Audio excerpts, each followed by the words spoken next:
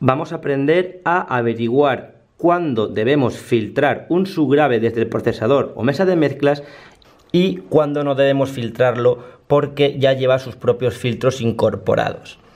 Vamos a empezar con este subgrave, un subgrave autoamplificado Genelec 7060B, que si nos fijamos lleva su propia tapa de potencia incorporada, por eso lleva su fuente de alimentación, lleva aquí su cable de alimentación y su interruptor, y además de tener la tapa dentro, también tiene su procesamiento interno.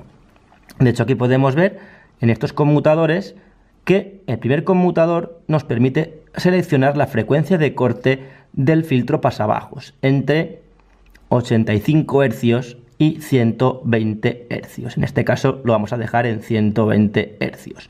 Por tanto, este subgrave siempre, pongamos donde pongamos ese switch, siempre va a estar filtrado. Es decir, que no necesita que se filtre externamente desde un procesador o desde la mesa de mezclas. De hecho, vamos a medir su respuesta en frecuencia con Smart mediante este micrófono y vamos a ver su respuesta en la curva de magnitud.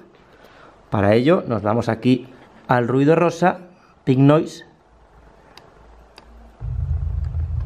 y enseguida nos aparece aquí la respuesta en frecuencia. Como vemos, se trata de una respuesta típica de un subgrave, es decir, que tiene sus máximos, su pico entre unos 60 y 90 Hz. Y como vemos, a partir de los 100, 120, 150, la caída, la atenuación del nivel es muy grande. De hecho, solamente se mueve esto cuando hablo yo. Esto de aquí es mi voz, pero si ahora me callo, podemos ver que la respuesta típica del subgrave es esta montaña y por tanto significa que este subgrave ya está filtrado, ya tiene su filtro pasabajos interno. De hecho, si ahora por ejemplo ponemos música, vamos a ver cómo efectivamente solamente vamos a escuchar los instrumentos más graves como son el bombo o el bajo.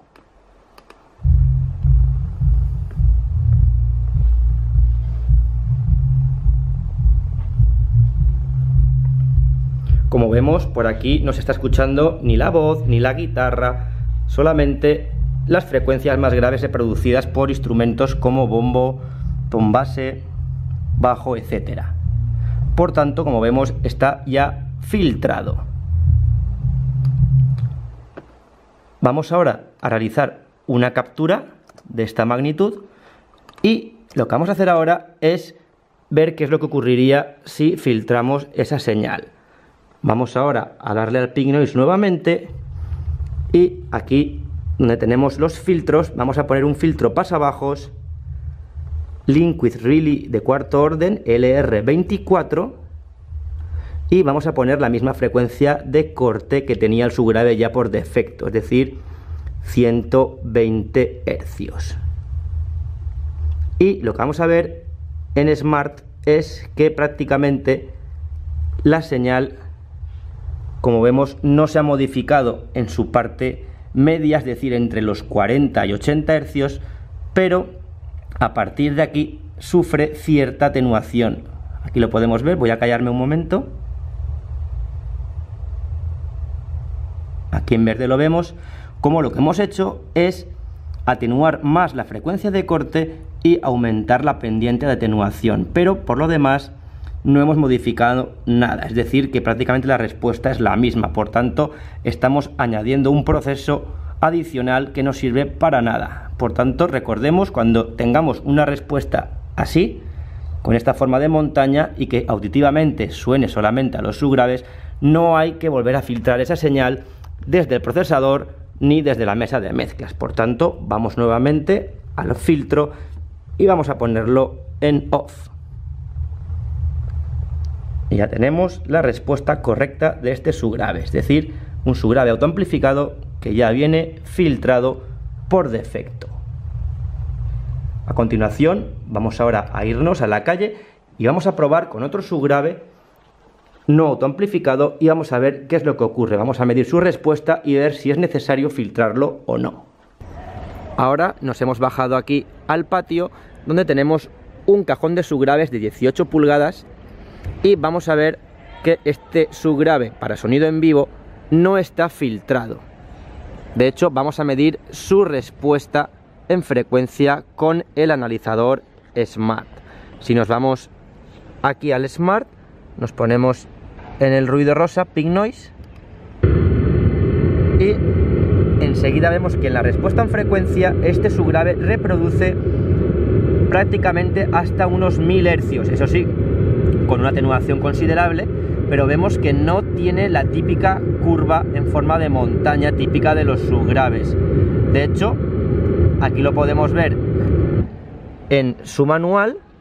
Si nos fijamos, podemos ver que nos dice que si no filtramos la señal, este subgrave tiene esta respuesta. Como vemos, no es exactamente igual a la que hemos obtenido, pero vemos que el subgrave por defecto no está filtrado y llega más allá de 1000 hercios. Por tanto, deberemos procesarlo mediante un filtro pasabajos para obtener esta curva que tenemos aquí en forma de puntos, que es una respuesta procesada concretamente con el procesador de DAS Audio DSP26, con un filtro pasabajos alrededor de unos 100 hercios y obtener esta curva típica de montaña de todos los subgraves filtrados.